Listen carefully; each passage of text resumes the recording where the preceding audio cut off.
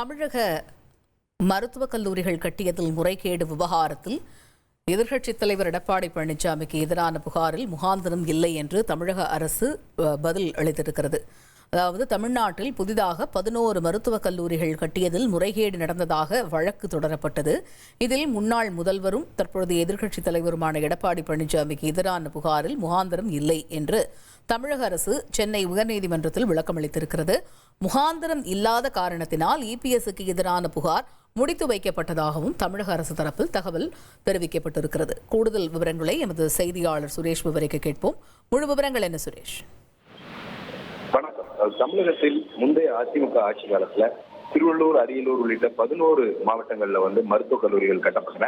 இந்த மருத்துவக் கல்லூரிகள் முன்னாள் முதலமைச்சர் எடப்பாடி பழனிசாமி பொதுப்பணித்துறை அமைச்சராக பதவி வகித்த காலத்துல கட்டப்பட்ட இந்த கல்லூரிகள் தேசிய மருத்துவ ஆணையத்தினுடைய விதிமுறைகளுக்கு உட்பட்டு கட்டப்படவில்லை என்றும் இதில் நிறைய முறையீடுகள் நடந்திருப்பதால் இது சம்பந்தமாக சிபிஐ விசாரணைக்கு உத்தரவிட வேண்டும் என்ற ஒரு கோரிக்கையுடன் திருவாரூர் மாவட்டம் நன்னிலம் சேர்ந்த விவசாயி ராஜசேகரன் என்பவர் உயர்நீதிமன்றத்தில் ஒரு பொதுநல வழக்கு தாக்கல் செய்திருந்தார்.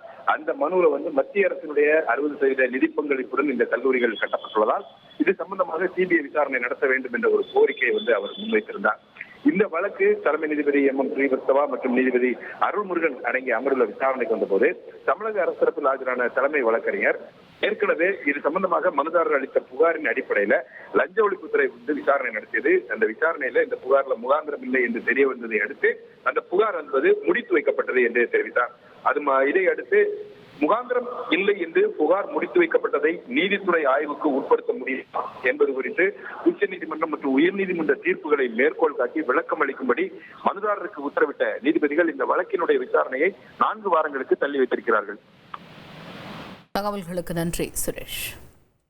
1,25,00,000 மனங்களை வென்ற தந்தி டிவி யூடியூப் சேனல். தவிர்க்க முடியாத தம்ப்நெயில்ஸ், கலக்கலான கான்டென்ட்ஸ். நீங்களும் இந்த குடும்பத்தில் இணைய இப்பவே சப்ஸ்கிரைப் பண்ணுங்க. அசுரபலம் கொண்ட எங்கள் டிஜிட்டல் கரங்களில் உங்கள் விளம்பரங்களை சேர்க்க வாட்ஸ்அப் பண்ணுங்க.